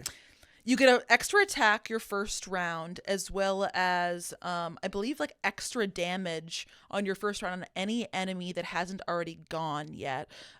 With Assassin Rogue, I believe you also get some extra dice if you have advantage already, which you're getting during that first round. Then if you have Fighter, you can action surge to go again. So I was getting like something like 5 attacks in my first turn of combat with my busted Astarion build. It was beautiful. My other ones were pretty normal. I had like Barbarian Karlach, and I think probably Shadowheart or something as a life domain cleric. Yeah, it's interesting because I went back and forth on whether I was going to be a wizard or as far as my secondary, because I was like, okay, it's going to either be Gale or Will. And really what it came down to as far as the whoever my secondary would be, because basically when you're playing co-op, you each get a second character who's either romance or not. And my co-host, he went with Karlak instantly. We made her into a war druid, I want to say, or something like that. She was fucking great. Ooh. I mean, because I did look up that build, because I'm like, I don't know how to build these characters. I know nothing about D&D, so I don't know the class system well. So I said, let me just look up the best way to do this. And Karlak was a fucking like ass hammer. Like she would just destroy and then heal and destroy. It was great. He ran fantastic. She was great. The two of them, they really were like the best couple, because like he was just a death dealer up close. He would just run in and just start laying waste to everything, and then she would heal him and then back him up. So they were a perfect couple. They were lovely. And then it was me and Will, and I honestly, me and Will were fantastic because we were both ranged, and Warlock was just the cooler class to me. I'm like, okay, Wizards, they're kind of Swiss Army knives. Like they get more spells, they can do more stuff, but they can't dial in. They can't get to a point where they unleash something that is so harsh. It's like the fucking wrath of God ripping your eye sockets out. They just kind of are broad stroke stuff. And I'm like, so Gale, great hair, and I love this voice acting. That was all fine. And I liked helping him out, but I'm like, nah, you're not it for me. Whereas Will was like, I'm the fucking blade of the coast, and I'm the sword of justice. And I'm like, all right, I enjoy people with hardcore morality. Get on my team. And then he and I were basically we were the range couple, because I'd be firing bows, and then he'd do his Eldritch Blast. Oh yeah, Warlocks make those Eldritch Blasts go. I mean, I think it's also something that is hard to pick up on when Baldur's Gate is like your first intro to D&D, is like there's this concept. I think it's like the TV tropes version of it is linear wizards linear warriors, quadratic wizards, which like in early game levels, warriors or warlocks and things like that are by far the better choice.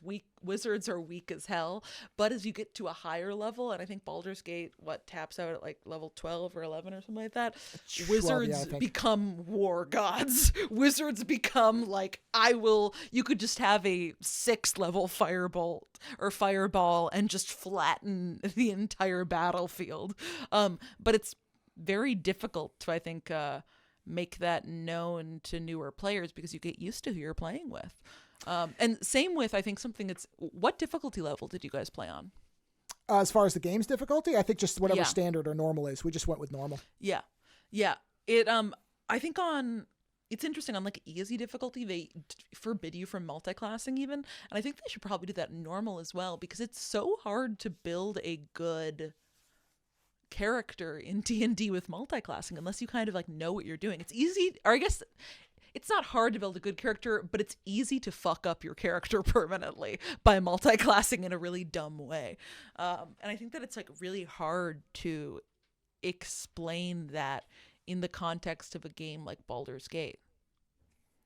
Yeah, I did. That was one thing I looked up, because I knew there was something called multi-classing, but I looked up, okay, if you're new to this, should you do it? And they were like, no. They said, if you don't know what you're doing, you're better off just sticking with a pure class, go through it. And probably I won't even mess with that on the second run, because I think on the second run, I think that's smart. I want to do like Asterion Gale. I want to make that the power couple, and I want to run them. Just because I think they're both interesting, and I want to see where they go. But then also make your Astarion build a ranger, a Gloomstalker ranger assassin. It's one of the most fun builds in the world. Well, one thing I did do with him was I made him into the ultimate thief of all time at one point. And at one point I got really, because my co-host, he was like, oh, I'm not going to be on for like an hour. And I'm like, oh, well, let me try out this thieving thing, because, I kind of did it with the elf. He was good at it. He had like the dexterity was high enough, so I could kind of pull it off. But then I had read, well, if you really want to be stealing stuff, then put this armor on Asterion. He's basically fucking invisible. I'm like, oh, okay. Well, he's probably not that powerful, but let me just play around with him. And so I went in there and I just separated the whole party out, and I just took Asterion. I'm like, and I'm walking around. I'm like, oh, let me see if I can steal from this person. Knew nothing. And I'm like, oh, okay. And I ended up robbing the fucking entire town of everything. Allies, enemies, children, dragons, everything I could see. I was sneaking up behind them, getting down on the ground, doing an invisibility potion, stealing all their invisibility potions, all their shit, go to the next person, invisibility. And he came into the thing, and I'm like, hey, buddy, would you like the best armor in the game? Because I stole it off that vendor. And he's like, what? And I'm like, I've been robbing people for 45 fucking minutes. And I was like, I am the criminal. I am the kingpin of Baldur's Gate now. Like, my poster should be everywhere. So I said, I don't know if I should even play this character anymore, because at one point, this was the funniest fucking thing in the whole game.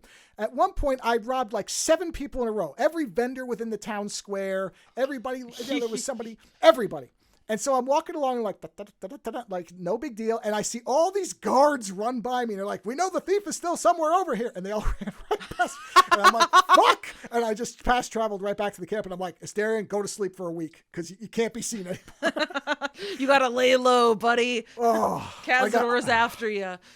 Man, that was a fucking riot doing that, because I was so careful with my normal character, because, if you get caught, then you can lose, they could go to war on you and everything else. So I was really careful. But Asterion was a ghost. Jail, a whole thing. Yeah. I mean, he's not coming out for anything.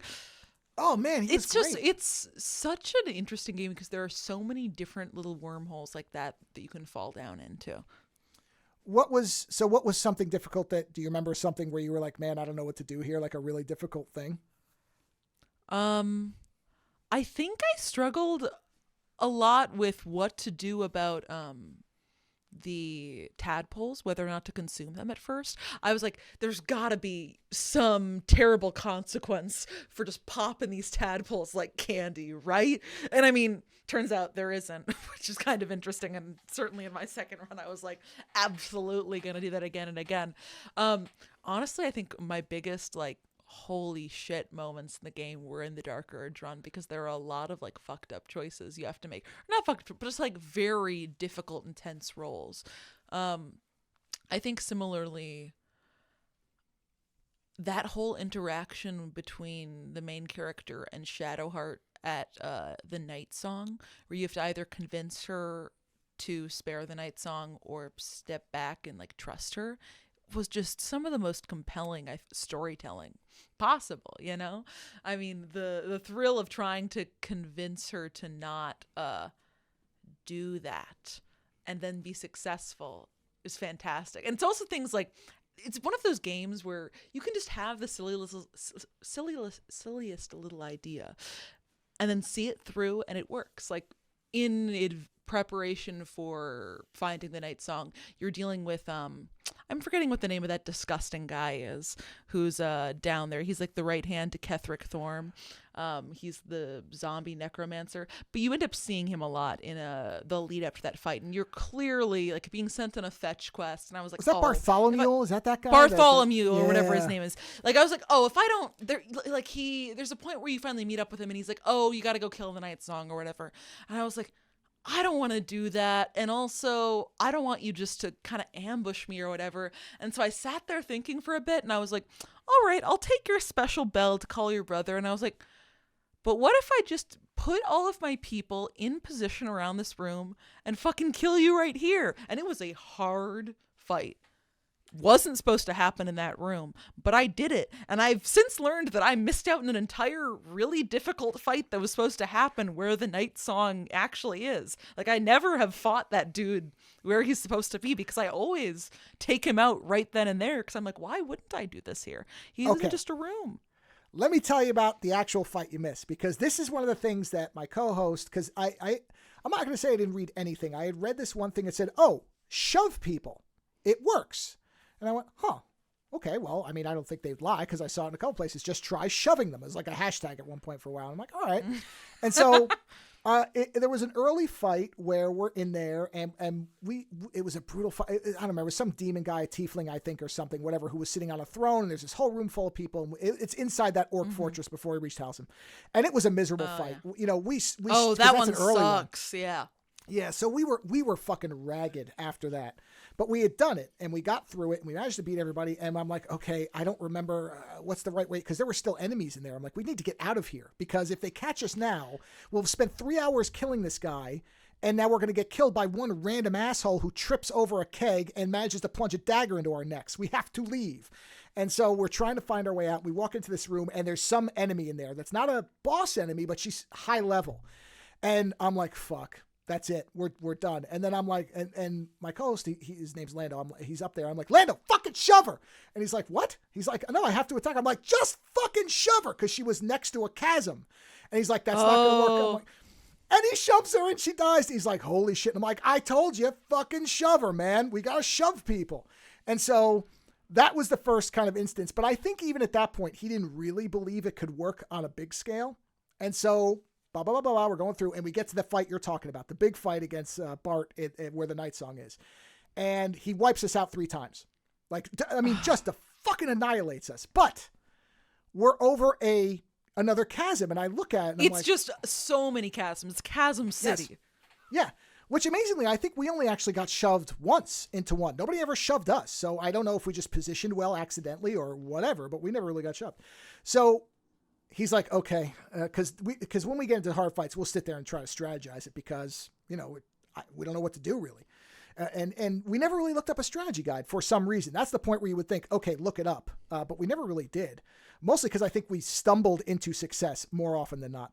But there's a point where I'm like, okay, wait a minute. I'm like, stay near the edge of the platform and I will telekinetically shove him to where you are, and then you push him. Because I knew I couldn't, where he started, there was no way to shove him from there. So you had to move him back. You had to back him off. And Lando's like, well, but he's floating. And I'm like, he's floating, but he's not flying. He's just floating. So I don't know if his power extends Very to an important infinite difference. Well, I thought so, but he was convinced, no, he's going to just float back in. And I'm like, well, whatever, man. Then we'll die in 5 minutes, like instead of 2 hours. Who cares? So sure enough, I shove him back and I'm like, shove him. And he's like, well, I can cast it. I'm like, fuck it, shove him. And he does, and he dies. And I was like, and he screams so loudly on the mic, it blows the mic out. Because he's like, ah! And I'm like, I told you, fucking shove him, man. Why not? Fucking What's the problem? shove him. I mean, that became like my thing for every fight. If I thought there was a hole nearby, I'm like, just fucking shove him, whatever. Same with whatever it is, the fight against Orin, where she has all those dudes around her in the blood ball pit who can't be attacked, and every single turn they just make her stronger. I realized I had a bunch of those thunder arrows that if you shot them near someone, it'd push everyone back 15 feet, and they were all on the edge. So I was like, all right, baby, it's time to shoot all of my arrows at once. And by God, did it work. I secretly was hoping we might be able to convert Orin. I dug her right from the beginning. I'm like, this is the bad girl of the game. As well. Yeah, I was like, I would like oh this man, person you're back in my gonna camp. love the Dark Urge run. The Dark Urge run is along the lines of convert Orin, but that you don't convert Orin. Well, that's a shame. I mean, I wish, but yeah. I mean, Listen, there's always a DLC. I love her armor. I love her voice acting. That one scene where she's with Gortash and she like stabs that painting. Love that. Yeah, that was actually. Oh, there's that. I think about it. That was actually the toughest. That was the toughest decision I think that we had to make. Was where. What was the guy's name that was with her? Mr. Fancy Pants. What was his name? Gortash. Gortash, that's it. He's got that throne room, right? Oh, the Iron Throne. Yeah, you go in there, and I think what most people, and I don't know if this is what you did, most people basically, I guess, go along with him to spare Will's father, so that because Will's father's in his thrall or whatever. And I said, no, we're going to just kill him. And Lando's like, might be a bad idea. And I'm like, I don't care. This guy's a prick and I don't like him. And the town hates him.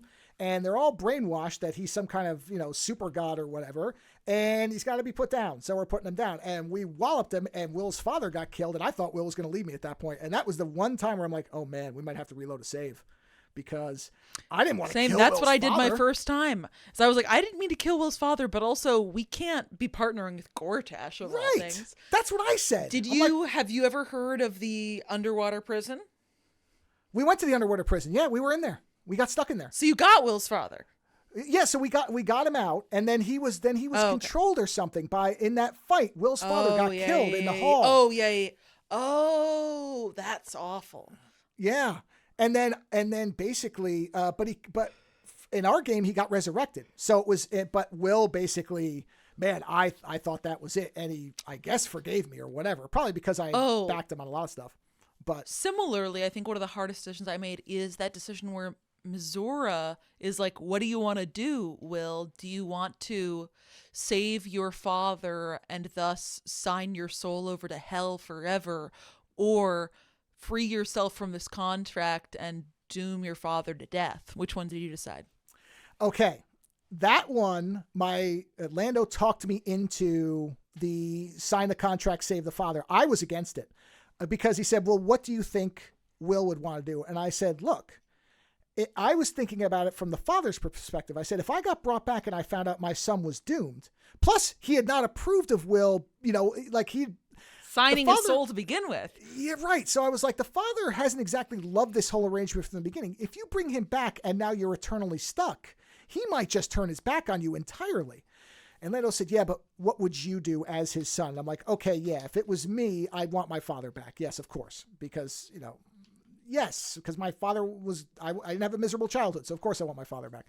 So I was like, all right, fine. But I was sure, I was like, there's going to be a fucking catch to this. This fucking demon, I'm trying to say devil and demon at once. This woman is going to screw us somehow. I was sure of it. I was sure the father would come back and his neck would be broken or he'd be like in miserable pain or something. I'm like, there's no way this is on the level. But I guess within the rules of D&D, this is on the level because it's a contract. So I guess, he comes back and he forgives Will. And I'm like, okay, you made the right call. Because I was like, no, I don't want to do this. And he's like, you should. And I'm like, okay, I'll do it. And so it worked out better. But that's what we ended up doing for the first run. Yeah, my first run, I chose to break Will's contract, but then I was like, fuck it, we're going to save him anyway. And then you try to burst him out of the Iron Throne, but Mizora then tries to fuck you guys over when you're trying to get him out. See, I so knew that's it. like a different thing. I knew it. Oh, you're totally right. Yeah, I'm like, you can't trust demons. Definitely not. But I was surprised that there was no catch. I mean, obviously she had Will, so I guess she didn't need a catch. But I was sure, even no matter what we did, I was like, there's something, because you didn't have Karlak as a romance option, right? No. Okay, so there was a bit with that where I think he had to make some kind of decision, and he was like, well, And with the Gortash thing, this is my general approach to these types of decisions. Because when he had said, well, let's just pretend we're with Gortash. And I'm like, okay, what happens if we kneel before this asshole and he uses that as an excuse to murder half the town because now he's got us? Are you going to be fine with that? Because I'm not. I'm like, you can't bow to these people because you don't know what they're going to do. You can't negotiate with terrorists. That's fucking right. And that was my thing with Mizora too. I'm like, you can't grant these people anything because these people are, the game is telegraphing them as evil with a capital E. I'm like, you can't fucking go along with this stuff because what happens if the worst outcome comes around from your decision? Now you're stuck with that. And my whole thing is, no, fuck it. We die. That's fine. That's how it's got to be. But I'm not going to sit here and pretend that this guy who's clearly getting ready to murder a bunch of people is somehow okay because it might give me the upper hand in a battle. Fuck you. No, it ain't happening. So that was my morality of the whole first run. And it probably will be forever. It's just how I approach these games. I can't alter that part about myself, so I don't ever do evil runs of stuff. I'm like, I don't want to hurt people. There's no fun in this. I think that's the right move, especially because Baldur's Gate 3, from what I've read, I don't have the stomach to do an evil run, and I won't ever do it. They really make it hurt. They really show you the harm that you've caused upon people. Did you, whenever you guys finished the game, was it at the time when they'd released the epilogue, where you go back to the camp? Yep. I loved that. Yeah, that was great. So we never had an ending without that. So yeah, that was a great little part. And you get to talk to everybody. And and the funny part about that is I think that, again, I don't credit this to us actually doing anything tactically good, but the only person we didn't see from the adventures was Shadowheart because she had left. So we never got anything. Yeah, I keep afterwards. forgetting that Shadowheart absolutely left your guys' party. So you didn't have her in Act 3 at all. Wow, you've got a whole world to explore. I'll tell you what the most heartbreaking moment of the whole game though was. Did you go into the cave with the owlbear mother in the beginning? Yes. Okay. I didn't realize for quite a while until my co-host told me that the owlbear that's at your camp was the child of that owlbear. How did you not realize that?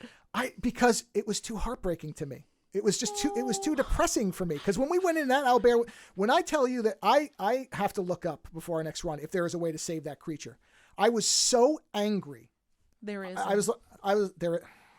If you don't kill the owlbear mother, Well, then the goblins will kill her. I wish there was a way to stop sad. that. I had to stop playing. I'm like, we have to stop playing for half an hour. I really did not think in any. I was really, because we reloaded that a couple times till we passed the check where we were like, no, we're not threatening you, because I just wanted to get us back out of there. I didn't want to fight her, so I'm like, we have to get out. But once she engages with you, you have to either get out or you have to kill her. And I'm like, well, we're not killing this animal. So I'm like, we'll reload this until I pass this check, which I have no problem doing that. People are like, oh, let's save. Fuck it. I don't care. Oh, bullshit. Yeah. I think also something you should do on your second run is get a speak with animals potion or spell and just use that every day, because it's so useful. No. I had that as a built-in power. I spoke with animals. Oh, no. That's one of the that was a requirement of my. Once I realized you could speak with animals. Oh, no. All the time. Every time we went back to camp, I played fetch with that dog. Every fucking time that dog and I played fetch. Always. And I would talk to that and the owlbear, and I'd always check in with them. The only thing I was kind of like, oh, they didn't really do more with that, was the owlbear never really changes what it says. It's always saying the same stuff. Yeah. And I'm like, oh, at some point I'd like this animal to kind of, play fetch or, say something different, because the dog's like, hey, I found something. It's always trash, but whatever. The dog's heart's in the right place. I don't care. Yeah, and that was another thing. Best. That was another thing. I had read about the dog, and I knew there was a specific way to get the dog. And so Lando shows up, and he starts to go up. I'm like, stop. I'm like, there's a specific sequence of events to get this dog, and I'm not losing this dog. So back up. And he was like, oh, okay. And I'm like, just go stand the fuck over there. I'll handle it. And I did all the specific stuff, and I'm like, okay, the dog will show up later. I'm like, now we can do whatever we want, but don't fuck this up for me. I need this dog. We need this dog. He plays fetch.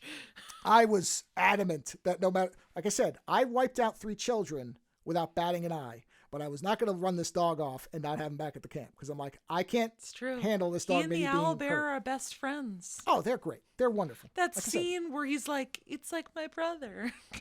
Oh, yeah. They were great. You come in there batting around like those guys. They're having a great time. They don't have to worry about the world ending, all this shit. To live as an animal who only cares to run around with his friend. What a beautiful life that would be.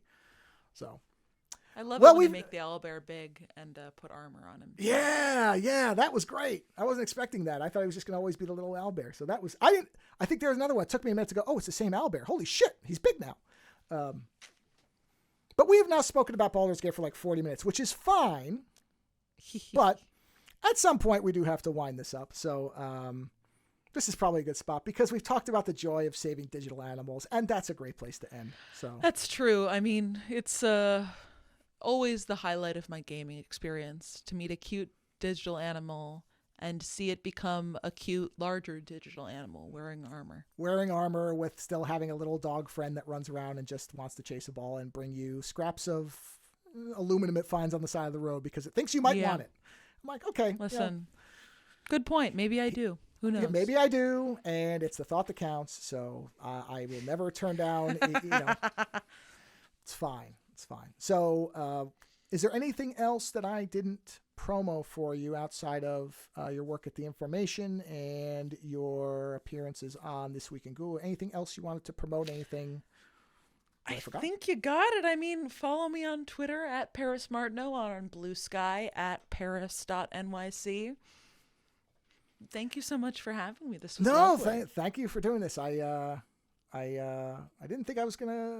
I didn't think the second half would be so much Baldur's Gate, but I really don't care, because I do think it's a. Listen, I've been waiting to talk to. I'm always waiting to talk to someone about Baldur's Gate, so never a problem. And just for anybody who, because like I said, I am not a Dungeons and Dragons or Sword and Sorcery person, and yet I would say it probably was the best game. Was it last year? Did that game come out last year? Or was it the year before? It was last year, last summer. Yeah, game with no bullshit DLC, no terrible ads, microtransactions, nothing. Just a purely beautifully written game where decisions actually matter, where multiple replays will probably give you wildly different stories. We're actually not going to play it again for a while, so we forget some of it, because I want to. That's really smart. Remember. But also along that line, if you want something like that, I would recommend Wasteland 3 as well, which is, I think, on every platform at this point, so you can play it anywhere.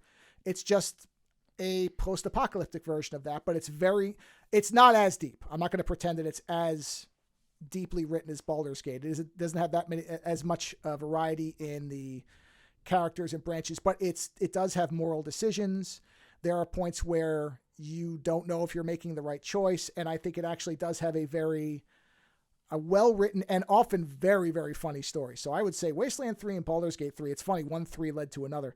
I would say those are a great pair of games that if you like one, you'll probably like the other. So if you've never played either of them, play one of them, whichever one. Oh man, I'll have to check it out. Wasteland 3. Yeah, it's probably pretty cheap now too, because it's been out for at least 3-4 years. So I think you could probably get it for less than $20. And it's as far as its class system, it's a lot lighter. You won't have to work as hard to figure out the mechanics. That's the nice part. That one is much more simple. It's like, okay, I want to shoot with a rifle. Good. Get your rifle skill up. You're done. Like that's what I mean. It's a little shallower, but its story is still well told, and it's an echo of Baldur's Gate 3. It may not be as rich as that is, but it's similar enough that, like I said, I went from that and I'm like, okay, I want to play something like that. And Baldur's Gate 3 was a deeper version of that. So that would be a very long-winded recommendation for it. But yeah, thank you, Paris. This was absolutely delightful. To Likewise. talk. Thanks so much for having me. Sure. And on that note, everybody else, go to parismartineau.com or theinformation.com or go watch This Week in Google. And if you want to listen to past episodes of our show, you can go over to ozonenightmare.com and there will be an archives button. And you can scroll through and listen to two idiots just babbling on about nothing. So there's a wonderful promo. Whatever you do, enjoy what you listen to. And that's it. I'll talk to you next time.